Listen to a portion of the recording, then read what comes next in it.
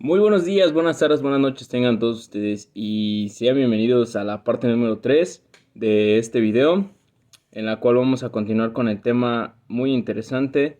Ya anteriormente mis compañeros ya habían hablado sobre la parte número 1 y parte 2 y a mí me toca hablar sobre secciones extremas de las barras. Y como vemos, las secciones de amortiguamiento o de guión 4.4.1, entramos a la clasificación, es según su modo de operación, según el nivel de contención, según su vida útil y sección de amortiguamiento. Según su modo de operación podemos ver que existen las redireccionables, no traspasables y traspasables, que son secciones de amortiguamiento o de guión 4.4.1 diagonal RNT o RT, y la sección de amortiguamiento número redireccionable, que es NR. Podemos pasar a la clasificación según su nivel de contención, y como podemos ver la clasificación de secciones de amortiguamiento, vemos que el nivel de contención está el NC-1, NC-2 hasta el 3. En la designación pues vemos que es una PAC. En el vehículo podemos clasificarlo tanto en camioneta como en automóvil y nos dan las masas vehiculares, su nivel de prueba, la velocidad de impacto y el ángulo de impacto. Como podemos ver en la siguiente figura, la sección de amortiguamiento redireccionable traspasable es esta, como lo muestra en la imagen. Clasificación según su vida útil, podemos decir que las secciones de amortiguamiento son desechables y secciones de amortiguamiento parcialmente reusables y secciones de amortiguamiento normales. Pasamos a los alteradores de salida de las vialidades. Nos dice que los alteradores de salida de las vialidades, este es un OD-10.3, son vibradores que se forman en los acotamientos y en las franjas separadoras centrales con el propósito de provocar vibraciones en un efecto sonoro en el vehículo que los atraviesa o circula sobre ellos para avisar al conductor que está abandonando el arroyo vial e invitarlo a rectificar su trayectoria, por lo que también se le conocen como vibradores de bandas. Nos dice que los alteradores de salida se colocan en los acotamientos y franjas separadoras centrales con el propósito de alertar al conductor mediante los efectos dinámicos y sonoros que se producen al circular sobre ellos, cuando su vehículo se está saliendo del arroyo vial, para que pueda rectificar oportunamente su trayectoria, principalmente en aquellos tramos donde pues por las características de la vialidad o por agotamiento es posible o frecuenta con el conductor de dorminte. Bueno, se forman estampados en los acotamientos y en las franjas separadoras centrales. Nos dice que un patrón de las ranuras hechas mediante el desbasto marginal del pavimento con una máquina fresadora especial.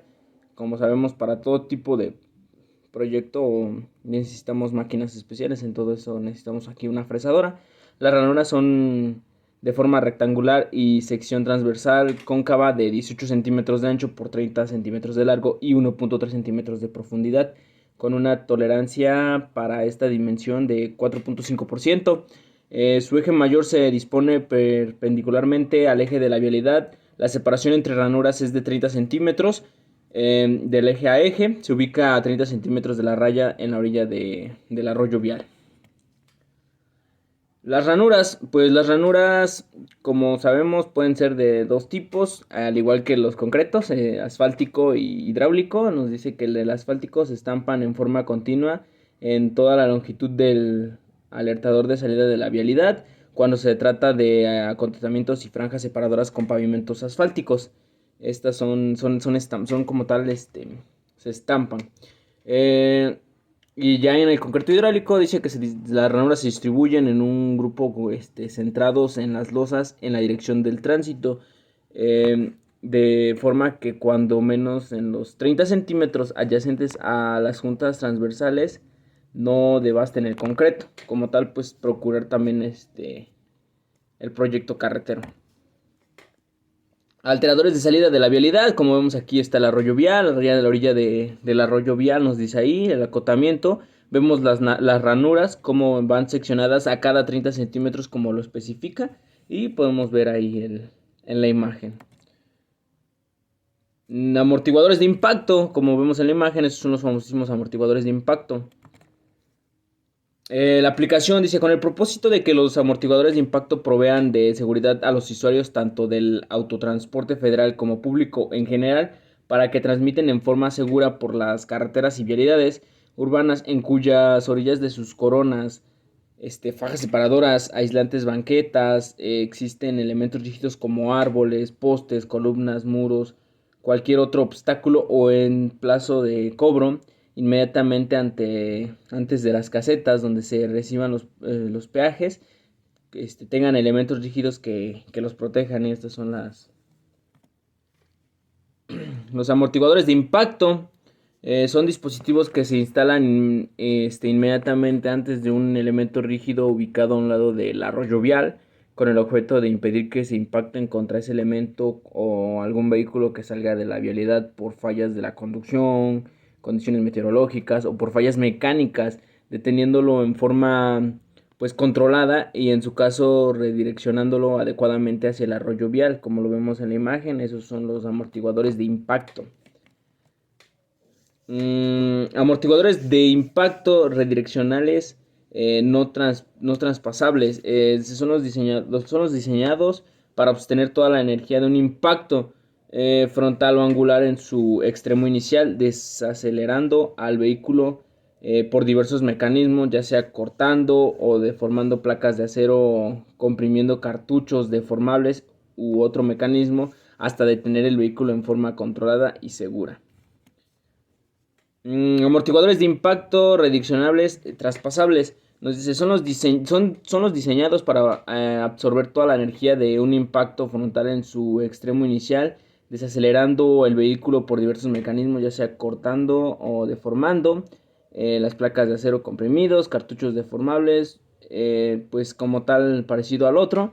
Nos dice que son apropiados en lugares donde existe un espacio transitable, limitado detrás del dispositivo, en donde el vehículo que lo transporta puede tener tiempo y espacio para detenerse antes de impactar algún objeto fijo o caerse por un terraplén no transitable.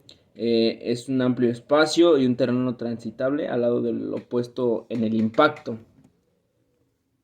Los amortiguadores de impacto no redireccionables son diseñados para absorber toda la energía de un impacto frontal en su extremo inicial por transferencia de impulso a partículas de arena, agua u otros materiales contenidos en recipientes especialmente diseñados, por lo que desaceleran el vehículo hasta detenerlo en forma controlada y segura.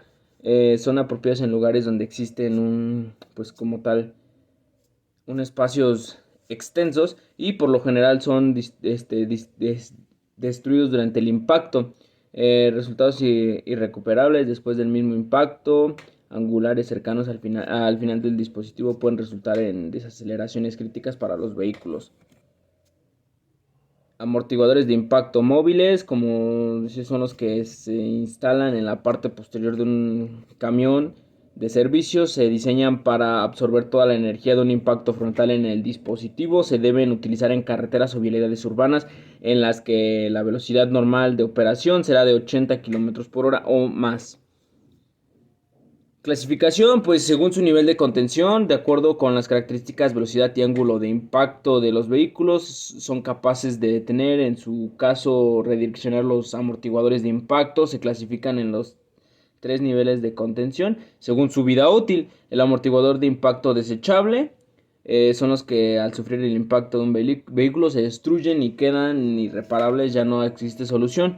Los amortiguadores de impacto parcialmente reusables son los que al sufrir un impacto de un vehículo quedan dañados en un 25-50 de su estructura, pudiendo ser reparados o restaurados.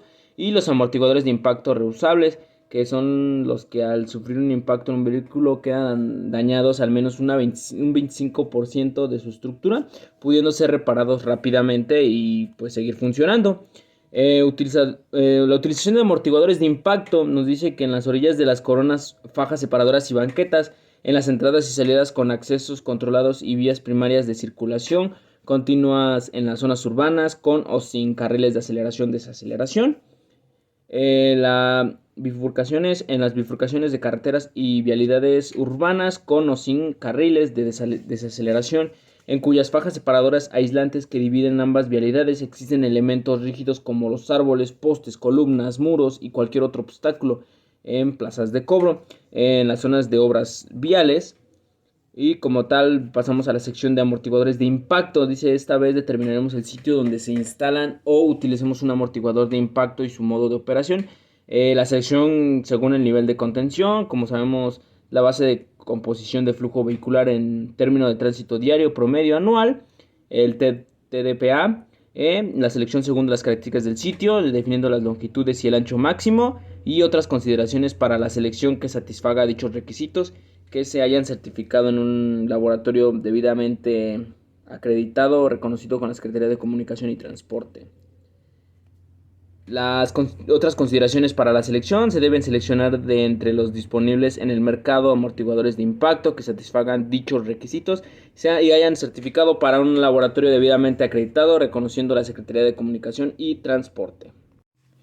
Características estructurales y de seguridad que incluyen factores como la velocidad reducida en el impacto final en el elemento rígido y en su caso las capacidades de redireccionamiento, así como en enlaces y el respaldo requerido al producir un escombros durante el impacto.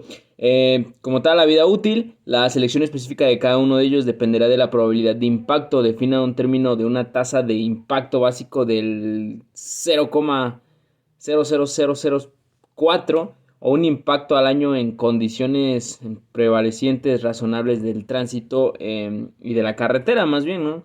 Muchos impactos que influyen. Y bueno, hasta aquí termina la parte número 3 de este interesantísimo tema.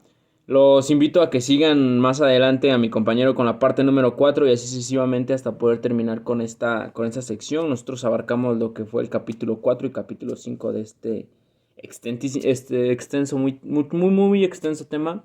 Y pues eso sería todo. Muchas gracias y no olviden seguir a mis siguientes compañeros. Gracias.